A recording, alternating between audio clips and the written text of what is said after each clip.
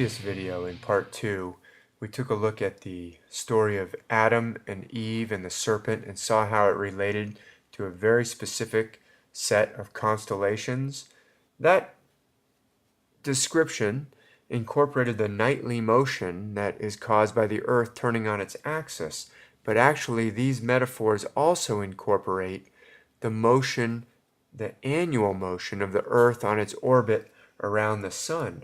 And as Earth orbits, the background of stars actually rises just a bit sooner each night. And we can visualize that by taking a look at this illustration of the Earth's orbit around the Sun.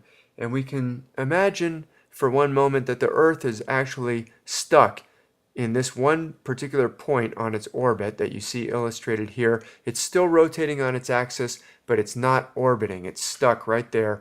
And if you imagine that, you'll be able to visualize that the background of stars would be in the exact same point each night as the Earth turned. And if you were on the Earth and you got all the way to the part of the Earth that was facing away from the Sun, that would be midnight. You would see the exact same stars at midnight in the exact same part of the sky. And then as you continued around towards the part of sunrise, you would see the exact same stars in the point of sunrise each and every night at the exact same time. If Earth was stuck on its orbit and wasn't moving, but it was just rotating.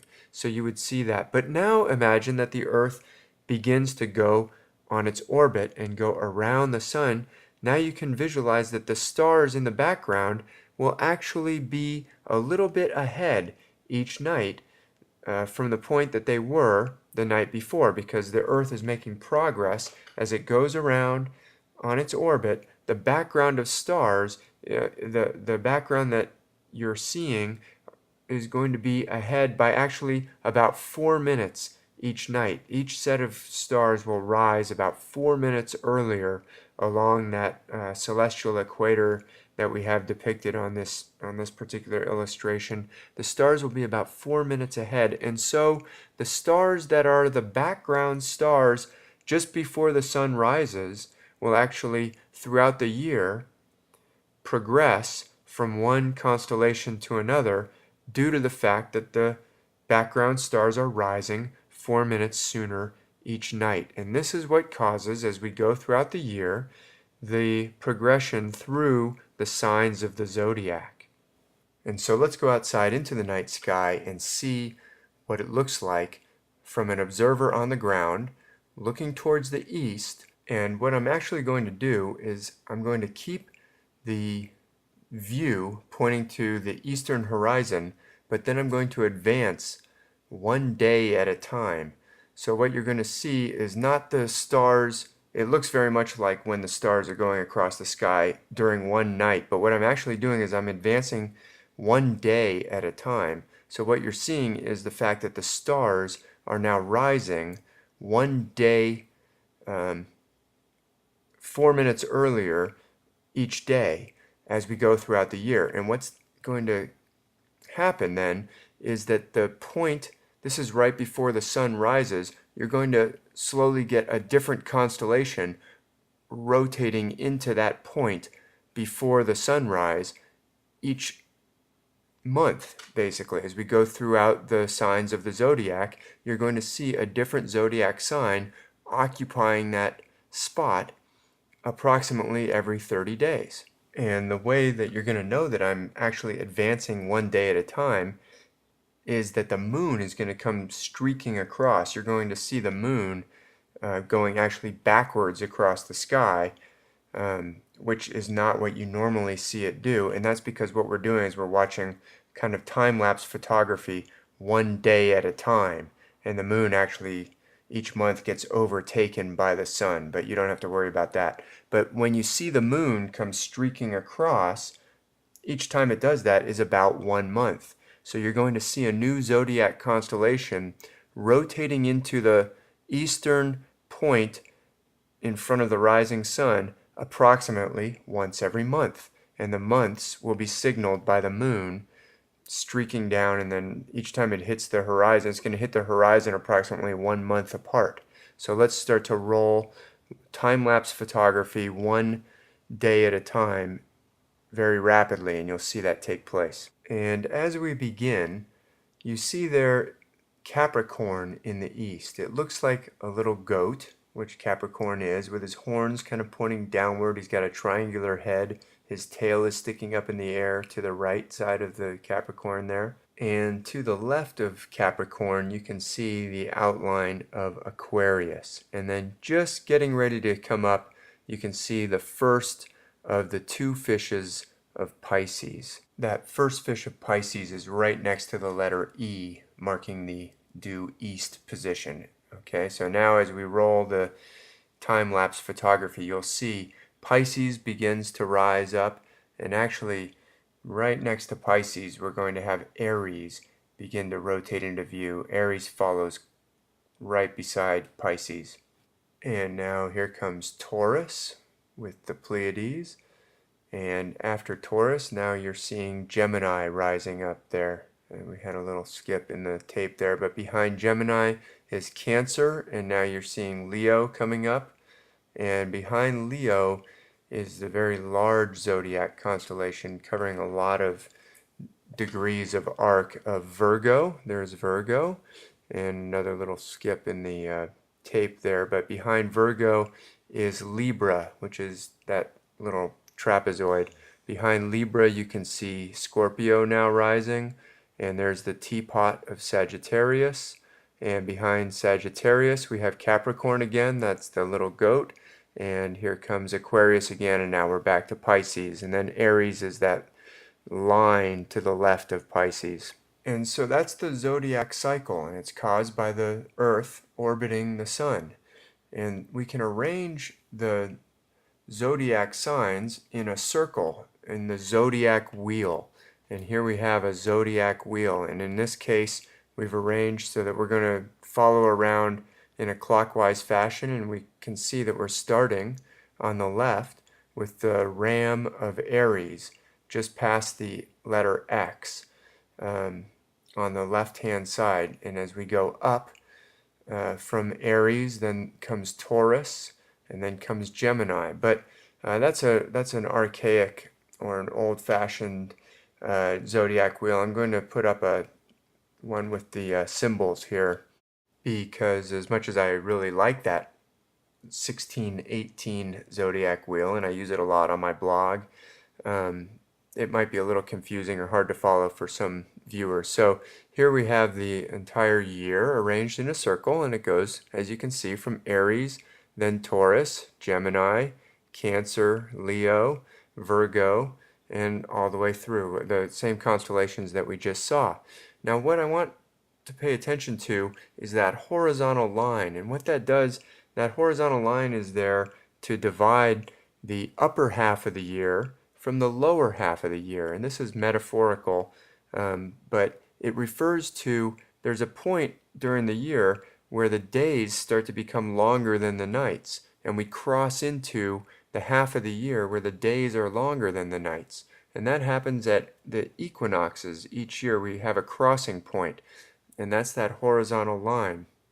So as we cross that first X on the far left, we cross into the half of the year where the days are longer, growing successively longer as we get all the way up towards the top of the wheel. And that's the longest day of the year, which happens on the summer solstice, which is, metaphorically speaking, like a very high hill or a high mountain. It's the top of our zodiac wheel.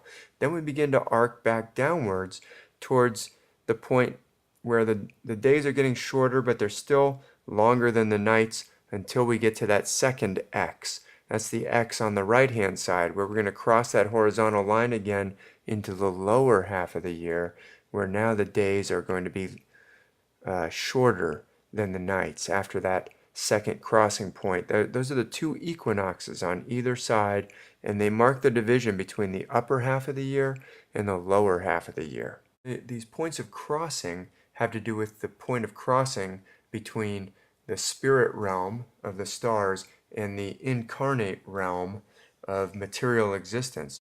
And so they're depicted in myth in metaphors that indicate that. And one of the most common ways that they're depicted in myth is as a point of sacrifice, a point of sacrifice that often has a zodiac clue to let us know which of the two equinoxes we're talking about. So here we see depicted the very famous passage from Genesis chapter 22, where Abraham is commanded to take his son Isaac, the son of promise, the one that Abraham and Sarah have been waiting and waiting and waiting for, up the mountain in the land of Moriah and sacrifice him.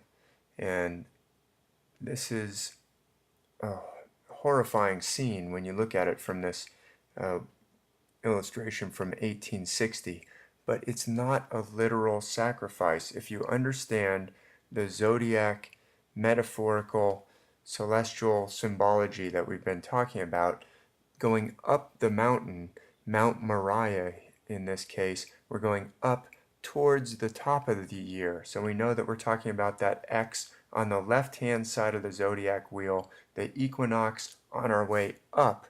And as we go up towards the top of that mountain, that's where this sacrifice is going to take place. In this metaphor, we're talking about the spring equinox, the equinox that leads up towards the upper half of the year where days are longer than nights, and as we're headed up towards that very peak of the summer solstice. And so I would actually argue that this is a metaphorical mountain that we're talking about. Mount Moriah here is the upper half of the year, and it's not a literal place on earth. This is a sacrifice that takes place in the zodiac, and the reason why I believe that is there are plenty of clues in the text which indicate that, and one of the most important of those is at the last moment, of course, Abraham, as he's raising the knife to strike, he's stopped by the angel who provides a substitute, and the substitute sacrifice in place of Isaac happens to be a ram. Now, we've already seen that the crossing point on the way up the mountain happens at the sign of Aries, which is the ram in the zodiac. But also, we've also already seen that there's a constellation which happens to be right near the ram of Aries, who played the role of the angel with the flaming sword in the story of Adam and Eve and the serpent, and that's the constellation of Perseus. And as we said, one of his arms could be interpreted as holding a short sword or a knife.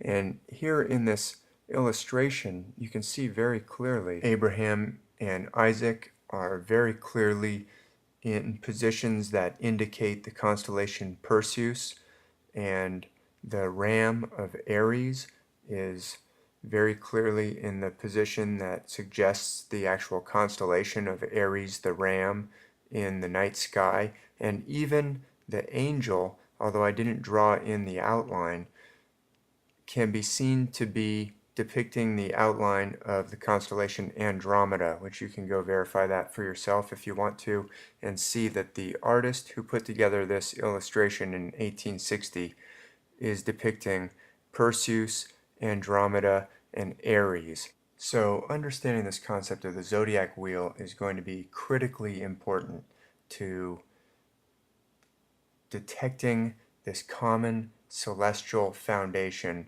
of the world's mythologies. And we just saw one example from the Old Testament, a very powerful example. There are many others, and we'll take a look at a few more just to establish that this is not an anomaly. This is a pattern that happens over and over in the Bible and really throughout the world as well.